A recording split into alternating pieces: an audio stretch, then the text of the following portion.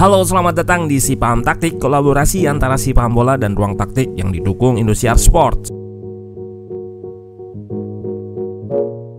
Di video kali ini kita akan analisis duel taktik salah satu tim terbaik di Liga 1, yaitu Persikabo melawan Persija pada pekan keempat musim ini.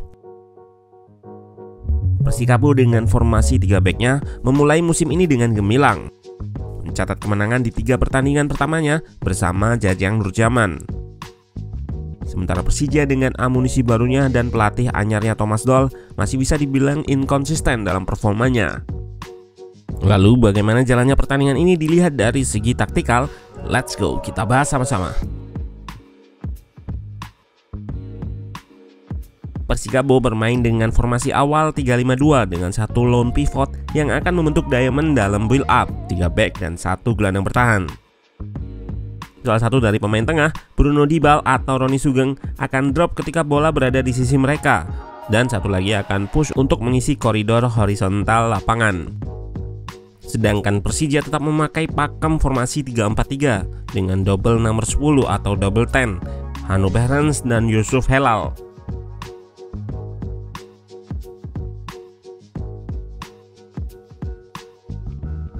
Persija menggunakan struktur 3 back dengan kedua back sisi terluar melebar. Dalam fase ini, Persija memfokuskan progresi dari area half space lawan, terutama di antara lini tengah dan belakang. Seringkali double 10-nya memposisikan diri dan menerima bola di area antar lini. Baik Hanno Behrens atau Yusuf Helal menemukan dirinya bebas di area antara gelandang tengah sisi kiri atau kanan dan wingback-nya. Ditambah pergerakan run in behind Kremenchik untuk mempengaruhi garis pertahanan Persikabo yang rentan disorganisasi.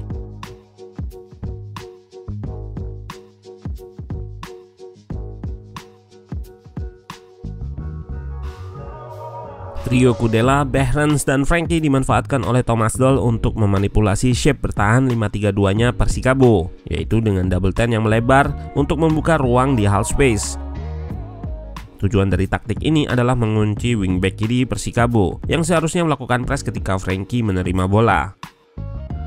Mekanismenya adalah Hanno akan melebar ke koridor sayap dan Kremenchik akan mengokupansi area di antara back tengah.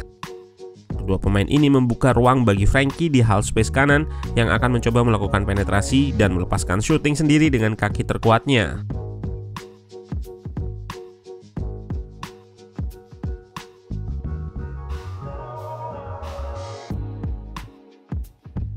Nah, dari sisi Persikabo juga menggunakan 3 back dalam build up. Perbedaan adalah di dropnya salah satu midfielder untuk membentuk shape diamond. Hal ini dilakukan untuk membuat numerical overload terhadap lini pressing pertama Persija, 4 versus 3. Ketika pivot menerima bola, ia akan mencoba mencari opsi progresi di antara ruang lini horizontal Persija.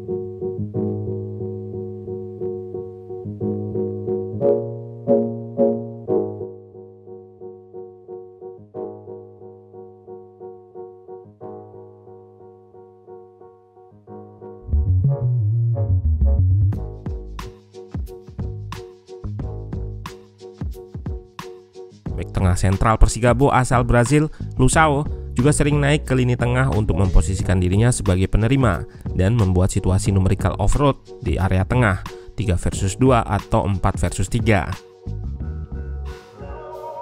Meskipun begitu, ada juga momen di mana pivot Persikabo miss untuk melakukan progresi antar lini yang menyebabkan serangan tim asuhan Jajang Nurjaman tersebut steril di babak pertama.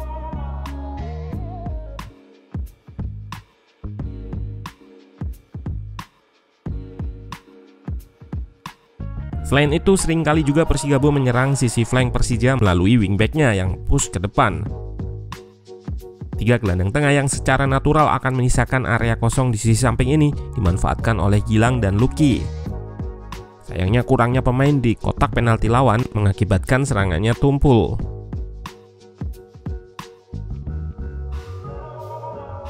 Persikabo bertahan secara man-to-man dengan -1 pemain di depan dan +1 di belakang, menyisakan salah satu back tengah yang bebas. Persikabo lalu akan melakukan pressing jika bola dikirimkan ke area tersebut. Touchline digunakan sebagai extra defender dan salah satu striker akan menutup opsi sirkulasi, mengakibatkan situasi 2 versus 3 dan membuat lapangan bermain sekecil mungkin. Selain itu, Persikabo juga memiliki intensitas tinggi ketika counter press. Struktur second ball atau bola muntah yang efektif terkadang merepotkan Persija ketika ingin maintain possession. Proses gol pertama Persija datang dari kesalahan pada fase build up Persikabo. Tegar terlalu lama memegang bola dan melewatkan kesempatan untuk mengumpan ke area kosong yang ditinggalkan double pivot Persija. Hal ini langsung dimanfaatkan oleh Kremencik. Pergerakan cerdiknya yaitu dengan angle pressing menutup opsi umpan ke Lushao yang naik untuk membantu progresi, mengakibatkan penyerang asal Ceko tersebut dapat merebut bola darinya. Ini menjadi gol pertamanya di gelaran BRI Liga 1 untuk mantan penyerang Slavia Praha tersebut.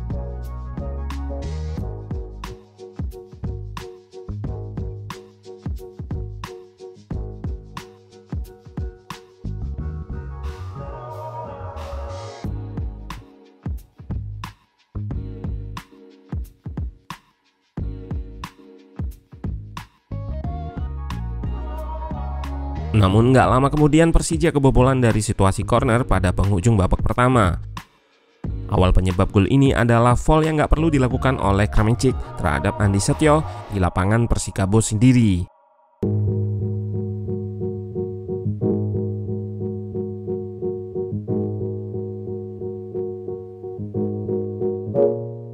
Flick on dari Dimas Derajat menemukan Gustavo yang sudah melakukan run in behind. Maman harus melakukan aksi sweeping di belakang dan bloknya menghasilkan corner. Dari corner tersebutlah Persikabo dapat memanfaatkan second ball dan Roni Sugeng dengan bebas di luar kotak penalti dapat melakukan shooting yang mengenai Kudela.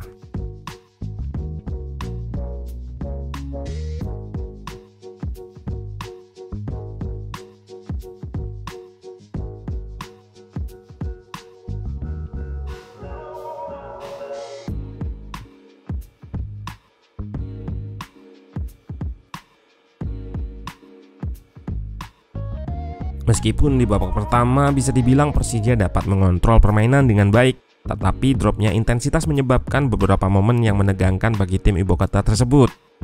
Banyak serangan yang diluncurkan oleh Persikabo lewat momen-momen transisi positif terutama di area flank. Lucky dan Gilang dapat memanfaatkan situasi tersebut dengan kurang disiplinnya pemain-pemain Persija untuk track back atau mundur. Struktur rest defense-nya juga kurang baik dan akhirnya banyak kesempatan yang diciptakan di menit-menit akhir. Persikabo terlihat lebih intens dan pada menjelang penghujung laga, tim tersebut hampir mencetak gol lewat Rian Kurnia setelah memenangkan second ball. Seusai pertandingan, Thomas Doll di interviewnya juga mengakui bahwa timnya drop secara performa di babak kedua. Menyoroti isu kebugaran dan fitness yang memang terlihat masih kurang di pertandingan ini.